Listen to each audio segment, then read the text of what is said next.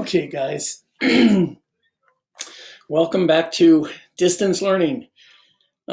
Today we're going to start a new unit called rational functions, and these are going to be this is your go-to. If you haven't printed this off at home yet, you really want to. If your printer's not working, you need to write all of this out because you're going to use this on the next 2 weeks of homework. Okay, and this is just your guideline for graphing rational function, and we're going to use what I call RATEY. RATEY is simply an acronym. It stands for roots, asymptotes, tangent or togetherness, in behavior, and y-intercept. It covers almost everything we need to think about when graphing rational functions. All it is a learning aid. It's nothing, you won't find it in your book called RATEY. So this is what I use to teach how to graph rational functions. And so without any further ado, let's talk about these real quick and then use them. We're going to do 4 examples together. This is probably going to be a little lengthy of a video, so you're going to want to break it up over 2 days maybe and do some of your homework problems as you go. So R stands for roots. So we're going to be talking about functions. Our functions are going to be, for example, our very first function is y equals x over x plus 4. So when I say the solution to the top, I'm only talking about the top. Solution to the top is that guy. So what we are going to do is we are going to take the numerator and we're going to set it equal to 0, and this one's done. Okay, so set the numerator equal to 0 and solve. Write answers as points, number, comma, 0. So x equals 0 means 0, 0 is a root. Okay, that's what it means. It is a root. Graphs must pass through any roots on the graph and cannot cross the x-axis anywhere else. What this is telling us is where our graph's going through the x-axis. It may be more than one. In this case, it's only one because there's only one thing in the numerator. Asymptotes, vertical asymptotes. I am going to use the acronym on my notes when I'm doing stuff with you as VA. That stands for vertical asymptote, okay? So you know what I'm referring to when I use VA. It is the solution to the bottom. So for this one, if we have y equal x over x plus 4, what we're going to do is we're going to take the bottom and we're going to set it equal to 0. And when we do that, we're going to get x plus 4 equals 0, x equal negative 4. This is a VA, a vertical asymptote. X equal negative 4, if you remember, is a line that's vertical. We're going to use dashed. I'm going to do this whole thing on our notes in a minute, but these are just the rules. Tangent and togetherness. I'm just going to tell you right now, you have to take time to learn this. This will make your life so much easier, but it's not something you can look at and just understand, okay? I'm telling you right now, it's real easy once it clicks, but until it clicks, it's not easy, and some of you are going to be, oh, I don't get that. Well, you got to take the time to learn what I'm trying to teach you. So this gives us clues about special behaviors of the graph. Okay, these 2 up here are absolute. This one gives us clues. So if it's tangent, if the numerator has a special squared term in it, then the function will be tangent. Okay, it means the graph is tangent to the x-axis at that value, has a double root or a bounce, as I call it, and you should have learned that in Algebra 2. So the graph bounces at the that x-intercept. Togetherness tells me that the graph is running together, chasing an asymptote, meaning the graph is on both sides of the asymptote and it's going up. So if I have, for togetherness, if I have an asymptote like this, I'm going to end up with a graph that looks like that, if it's together at that point. And I'll show you what that means, okay? So, oh good, it's focusing. So, special squared terms. An x squared term alone, monomial, or a factored squared term like x plus 5 squared.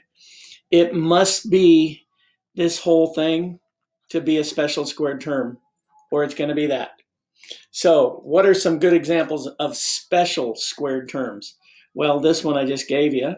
This is also one. This is also 1. And this is also 1. Okay? But what isn't special squared? This is not special squared, not special squared, not special squared. Just because it has an x squared term in it doesn't mean the whole thing is squared. This whole thing is squared. This whole thing is squared. I know there's a 2 in front, but that doesn't matter. You're going to set that equal to 0, and you're going to find out that x equals 0 is where togetherness occurs. Or tangent, either way. All right, flip it over. End behavior. Let me slide that down a little bit. Look at first terms. So we'll look at this more when we start doing our 4 examples. So we're going to look at the end behavior. To look at the end behavior, we're just going to look at the first terms of a function. Y equals x squared plus 3x minus 5 over x to the third plus 2x minus 1. Okay, what we're saying to you right here is we're only going to consider these 2 guys. The rest of them don't matter. When we talk about limits here in a couple of weeks, this will make more sense. These 2 are the only 2 that drive this function for in behavior. And in behavior, for the record, in behavior, if I have a graph, I'm talking about out here at infinity, positive infinity and negative infinity. What is the behavior of the graph? Way out at the edges, okay? So we're going to look at 3 things. We're going to look at these 2 things right here, like I just said. And then we're going to ask ourselves, is it balanced? In other words, is the degree of the top the same as the degree of the bottom? In this case, it's not balanced. Is it top heavy? Is the degree of the top bigger than the degree of the bottom? In this case, it's not top heavy. Is it bottom heavy? Is the degree of the bottom bigger than the top? Yes, this example I wrote up here that I made up would be bottom heavy. And I'm going to do examples with you to try to make all of this stuff come clear. Finally, the last, and it's not really the last thing we look at, but one of the things we look at is the y-intercept. And just like we have done in the past, whenever we want to find the y-intercept, we let x be 0 and solve for y. So this is the age-old adage of let x equal 0 and solve for y. Okay? And then when we do find that value, we're going to write it as a coordinate and we're going to plot it on our graph. All right, there's an introduction. So let's get started. Okay, our first example is y equal x plus 4. So R stands for roots, okay? I'm going to sit here and read the paper with you, okay? That's the way I would do it. So R stands for roots, and we want to find the solution to the top. So roots, okay? First things first, what's the degree of the top? 1. What's the degree of the bottom? 1. That's important. I like to note that. This is already factored. I don't have to worry about any of that. So now I just go to work. X equals 0 is going to be my root. So at 0, 0, I know I have a root. I mark it. It's on my graph. A for asymptotes. For the asymptotes, these are vertical asymptotes, right? So what we do is we take the denominator and set it equal to 0. So x plus 4 equals 0. Therefore, x equal negative 4 is a VA, vertical asymptote. Now, yes, x equal negative 4, vertical asymptote. So at negative 4, I'm going to make my vertical asymptote. Okay, so x equal negative 4, vertical asymptote. So I'm just going to take my ruler and I'm going to go to negative 4 and I'm going to make my asymptote. And I always run it off the page a little bit so I can see it top and bottom. Label it x equal -4. Now, a vertical asymptote, something to say about that. It's a domain restriction. -4 cannot be in the denominator or be in the domain, because if -4 is in the domain, then -4 plus 4 is 0. I can never divide it by 0. If I divide by 0, the function is undefined, so it can't be -4. So my domain is not in -4. So the graph will never, ever cross a vertical asymptote. Okay? So tangent or togetherness. This is where we look at the top and we look at the bottom and we look to see if there's any special squared terms. There are none. No special squared terms. Okay? So I wrote this out this time, but usually I'll just go none or NA because they're not there. Now, in behavior, that's why I did this at the beginning. That means I take the leading terms, x, over the leading term down here, x. Now, it's not just x because it's in the front, but it's the term with the highest degree. This is x to the first, and this is x to the first, so it's x over x. But what is x over x reduced to? Y equal 1. And that is a horizontal asymptote, okay? Now, I told you in the preview that horizontal asymptotes describe in behavior what the function is doing way out at infinity, okay? So for y equal 1, I'm going to put my ruler down on y equal 1. And again, I'm just going to draw some dashed lines like so. Now I'm going to label my graph y equal 1. I would like to see you labeling your graphs the way I am. I would really appreciate that. Okay? If you feel it makes you feel better, make sure you put a crosshair right there. You don't need to. Okay. Now, y-intercept. Let x be 0. So I get 0 over 0 plus 4. I get 0 over 4. I get 0. So that means 0, 0 is my y-intercept. It's right there. Okay. So if you were to read the book and do a little work in the book, you would find out that they will plot points. They'll pick points. So I know I have a vertical asymptote here. I know I have a horizontal asymptote here. One thing I like about RATEY is that it helps me graph much quicker. I'm not so concerned with you getting exactly the right points, except for definitely y-intercepts and x-intercepts, vertical asymptotes and horizontal asymptotes, and in behavior. In behavior is pretty important. So since I know the graph goes to here, and I know that the parent function y over equal 1 over x looks like so, our graphs are going to be looking pretty much like this. Not always, because we're going to have more than just two pieces. But this is the parent function of rational functions. So I know that the graph passes through the x-axis here, and it's going to chase the vertical asymptote, and it's going to chase the horizontal asymptote. Now, there's no tangent or togetherness, so it didn't bounce here. It wasn't tangent, and there's no togetherness. Here's what that means. There cannot be another piece of the graph over here, or these two would be together. There cannot be another piece of the graph here, or these two would be together. So if it can't be here, then it has to be up here. And if it can't be here, then it has to be here. And by power of deduction, I can make my graph look like so. And I have now graphed my first rational function without a calculator. No calculator. Okay? So, example 1 in the books. All right. Example 2. So, there's a piece of rational functions that before we're done, I will address.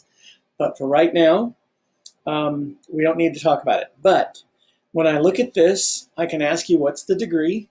And you would say the top is degree what? And the bottom is degree what? Degree 2 and degree 2. How do I know that? I know that because the highest order monomials in those trinomials is x squared. Second thing I got to ask myself is it factorable?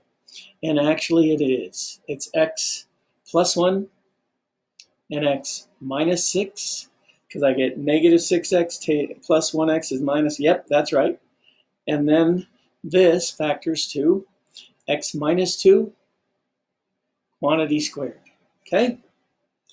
Why is this important? I'll tell you why this is important. R stands for roots, so I have to set the top equal to 0. Now, I could have just done it this way. I could have written it out, I could have written it out as x squared minus 5x minus 6 equals 0. I could have done that. Sometimes you're going to have to factor. If you see things in the book or on Math Excel, you're going to have to factor, okay? And sometimes I'll give it to you factored because I want to make sure that you can graph. But anyway, moving along. X plus 1 means that x equal negative 1 is a vertical asymptote. Okay? And x minus 6 equals 0. X equals 6 is a vertical asymptote. Okay, so I have two asymptotes. I am talking so fast, I can't believe what I just did. Not vertical asymptotes. I'm looking at A below. X equal 1, negative 1 is a root. So negative 1, 0. And x equals 6 is a root. So 6, 0. So I have two roots, x equal 1 and x equals 6. X equal negative 1 and x equals 6. Okay? So I've got my roots. Now, asymptotes, the bottom. This is top. This is bottom. I should not try to think ahead sometimes. So I take x minus 2, set it equal to 0, and I get x equal to. That means this is a vertical asymptote at x equal 2. So I'm going to take my ruler, handy dandy ruler, and at x equal 2, I'm going to draw my vertical asymptote. Okay? Remember, a graph cannot cross a vertical asymptote. Okay? It cannot. You don't have to write it twice. I don't know. I'm just talking and moving too much. Are there any special squared terms? This isn't going to tell us, but this piece is. And the answer is yes, there are some special squared terms right here. Okay? And our special squared terms are not in the top, so it's not tangent. It's in the bottom, so it's together. So x minus 2 equals 0, x equal 2. This means that the graph has togetherness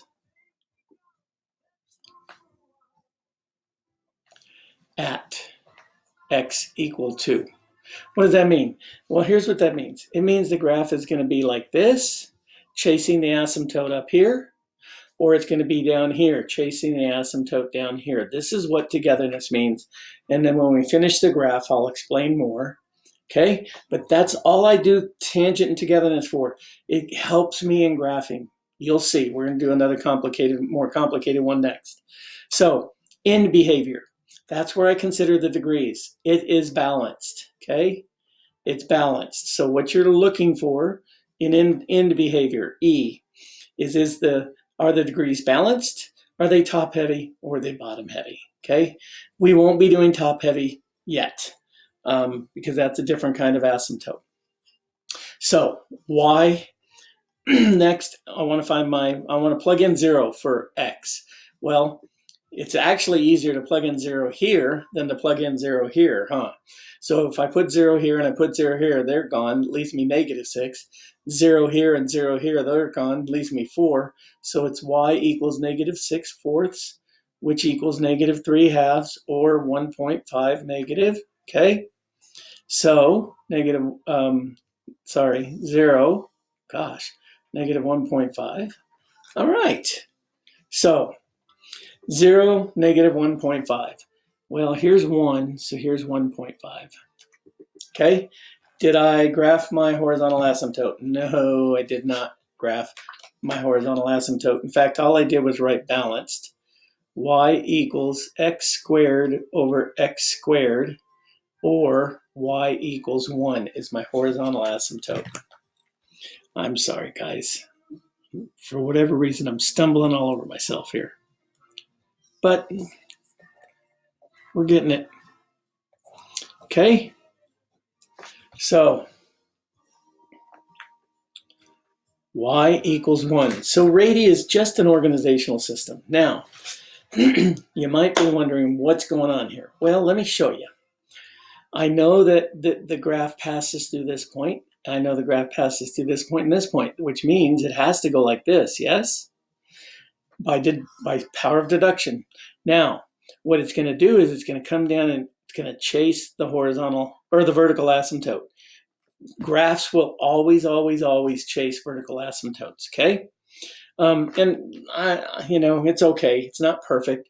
It's also going to come up here and chase the horizontal asymptote, okay? So I know this is going on. We had togetherness. I just erased this. I don't know why I'm thinking ahead again. But I knew it was either going to be together here or here, which means if my graph is here, then my other graph has to be here. And it's going to come up, and it's going to pass through, and it's going to go that way. Now, here's what I'm going to recommend you guys do. And then I just erase these. These are just to remind me where I have togetherness. That's the only reason I did it. I'm going to recommend that you do all of this and this, try. Do all of this and this, try. Label everything. These points, you don't need to label them as long as they're clear. If it's not a graph that's as easy to read as this, to where I can go, that's -1, 0, then label it. But then throw it on Desmos. Throw this on Desmos. And then you know how to write this equation in Desmos, and you know how to write this equation in Desmos, and you know how to write that equation in Desmos. Put them all three in, okay? I do my graphs in black, I do my horizontals in orange, and I do my verticals in red, and I make them dashed. We all know how to do that on Desmos. So anyhow, there's two. Let's do one that's a little different. All right, example 3 coming up. Okay, I know it's been a bunch. If you had to, you can pause the video at any time, go have a soda or something. I don't want to kill you here, but I got to teach you all this stuff. And I think after, I'm going to teach you this today. You're going to do today's homework. I'm going to do another lesson for you on Tuesday. You can do Tuesday's homework. You have until Sunday. We are meeting Thursday. Definitely have worked these before then. Okay? So I like to look at the degree right off the bat. My degree equals 1. What's my degree here? Well, you may not know this. Maybe you do. You should know this. I hope you do, because I just said that. This is 1 and this is 2. So this happens to be degree 3. Because if I expand this out, my leading term is going to be an x squared times an x is going to be an x cubed. Okay? So this one I factored for you. You didn't have to factor. So roots, this is the top. Okay? And I have x, so I set it equal to 0 and I get 0, which means 0, 0 is my x-intercept, my root. Okay? All right. A for asymptotes. This is the bottom. Okay? And this is asymptotes. So I take x plus 3 and I set it equal to 0. And I get x equal -3. And then I take the other side. And now this one, even though it's squared, you can start it. You can write the whole thing out. I'll show you. Well, the first thing you would do here is you would take the square root of that and the square root of that. Well, all you're going to get is x minus 3. Well, we don't need the parentheses now, do we? Okay. You're taking the square root of a perfect square, so you're going to get x minus 3 equals 0. So x equal 3. That means we have 2 vertical asymptotes. One at x equal -3, which is right here. Okay.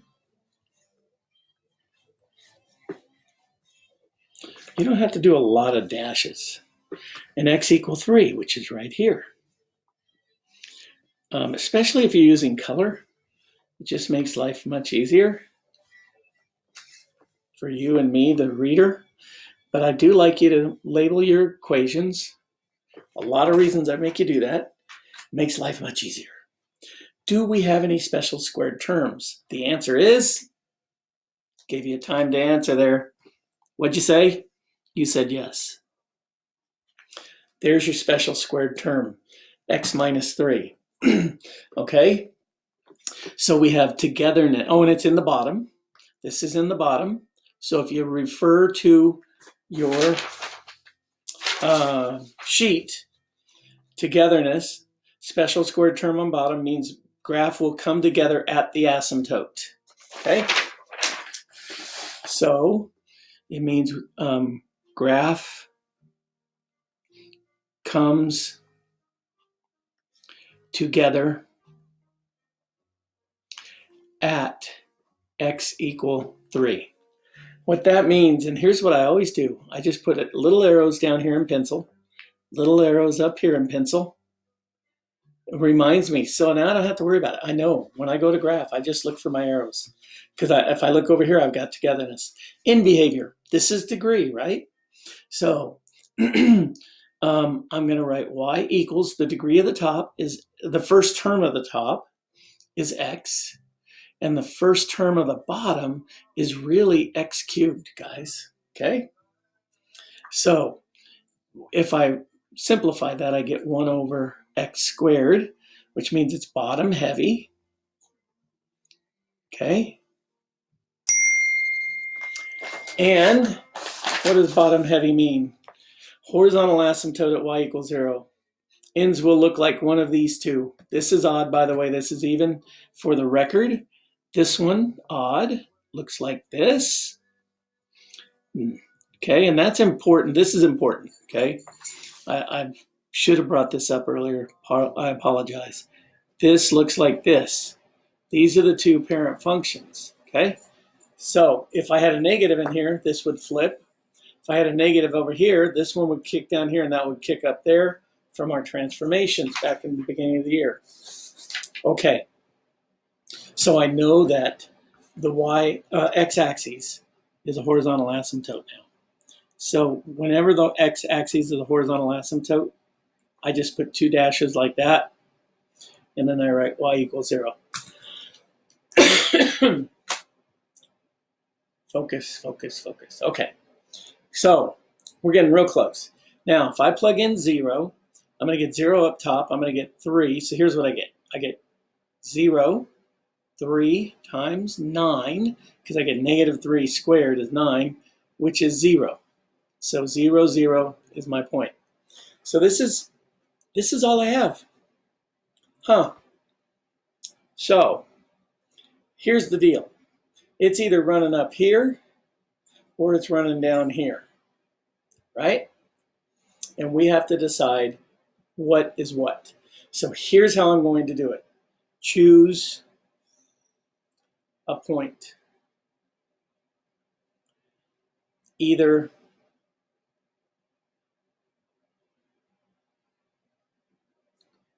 plus or minus 1.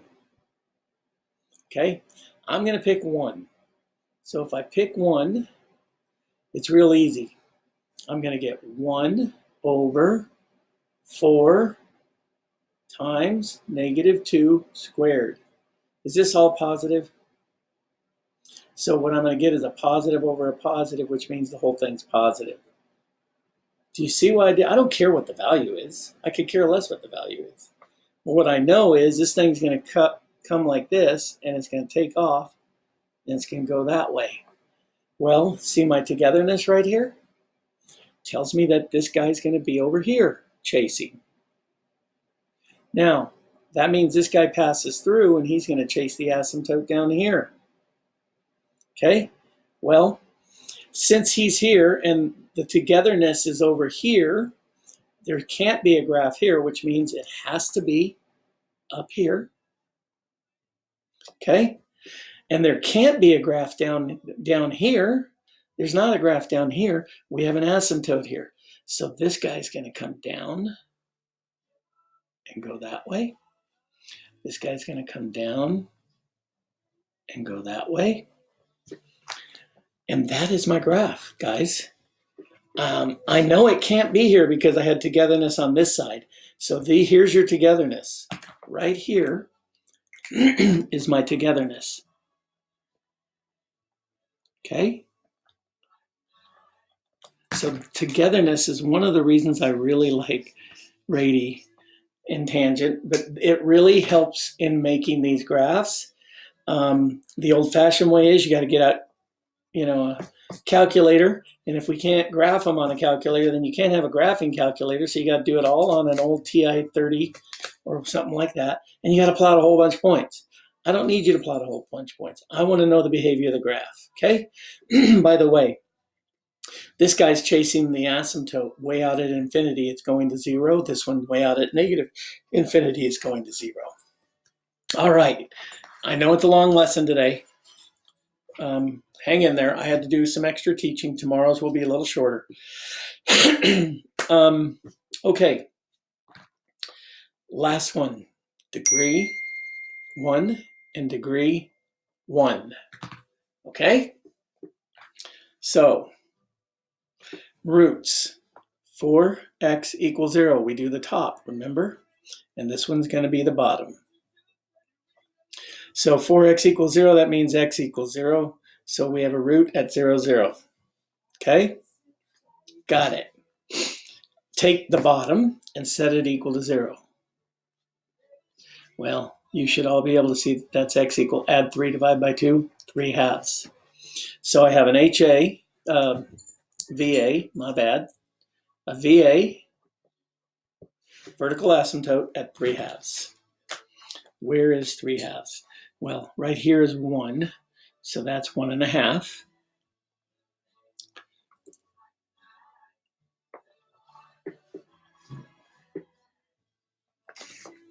Okay. This is x equal 1.5. 3/2. Okay? Any special squared terms? None. I hope you all can see that. Nothing squared, so there's none.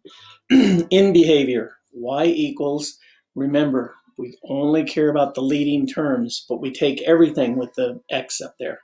So I go 4x over 2x. The 4 and the 2 have to come along. If it has a coefficient, you bring it along.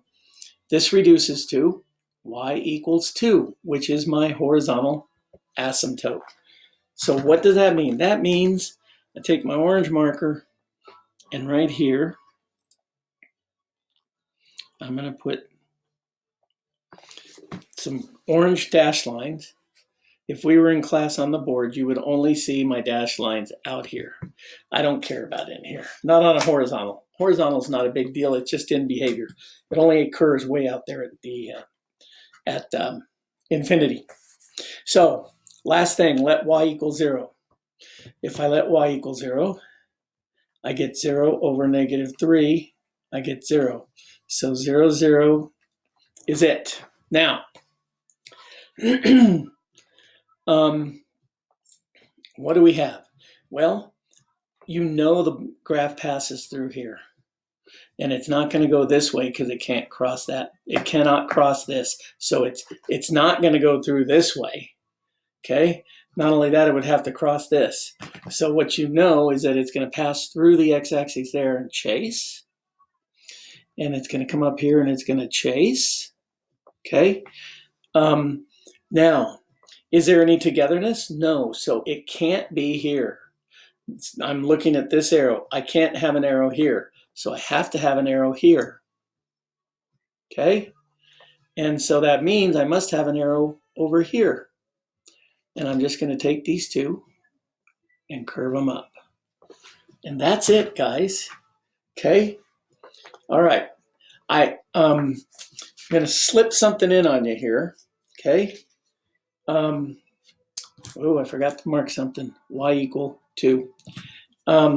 I want to slip something in at the last second here. I just want to throw this in here. And I'm going to post these up as my completed notes online. But and I'm just not going to take the time to write it out. 2 additional notes. Graphs can cross horizontal asymptotes. I talked about that. Horizontal asymptotes only describe in behavior value of the graph as it approaches infinity. what the value of the graph is as it approaches infinity. Holes. We haven't had any holes yet. We will. But you remember holes from Algebra 2. Whenever we have identical factors in the numerator and the denominator, and they have to be identical, they have to be in parentheses and exactly the same with the same, yeah.